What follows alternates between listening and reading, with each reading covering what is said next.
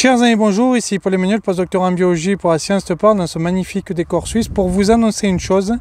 La Science te parle va au cours de l'année 2024 devenir une association.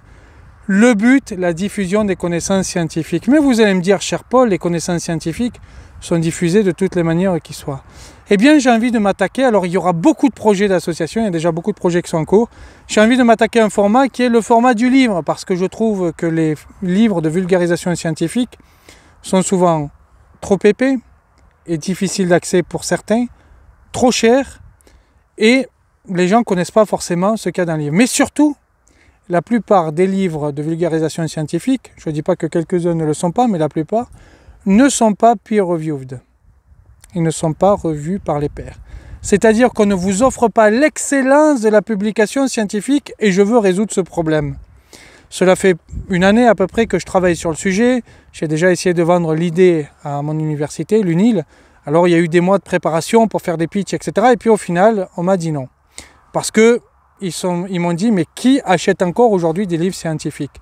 Eh bien, je crois que beaucoup de gens tout de même achètent des livres scientifiques, de vulgarisation scientifique.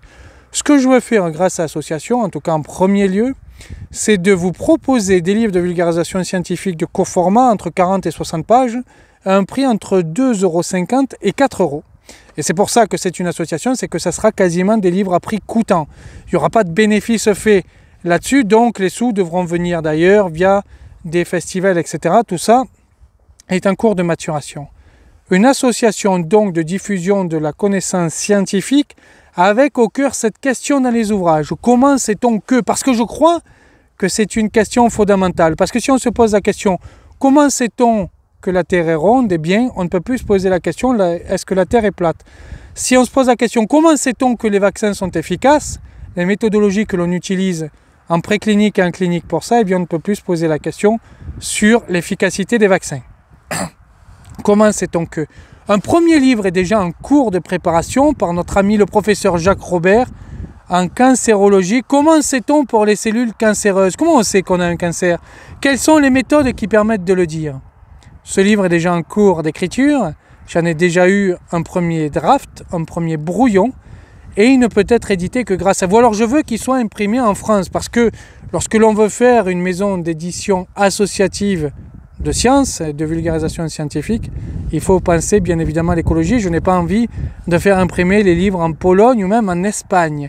Ce sont des livres francophones, donc imprimés en France. Et si un jour on les vend au Canada, au Québec, ça sera imprimé au Québec. Pas de transport, impression locale. On aura besoin de vous, vous pouvez déjà aider 5 € maximum sur Tipeee, je dis bien 5 € maximum, je ne suis pas fan de Tipeee, mais enfin, là ça nous aidera, 5 € maximum sur Tipeee. Vous aurez plus de détails sur l'association lorsqu'elle sera montée, mais attention, vous ne pourrez pas devenir membre comme ça, seuls les chercheurs le pourront, parce que je veux l'excellence et je ne veux pas de magouille. Je veux de la qualité, de la qualité, de la qualité à bas coût pour le public. La diffusion des connaissances scientifiques par excellence de la publication scientifique à bas coût. Je vous remercie, je vous invite à partager la vidéo, c'est une annonce officielle. Je vous remercie, je vous dis à très bientôt, au revoir.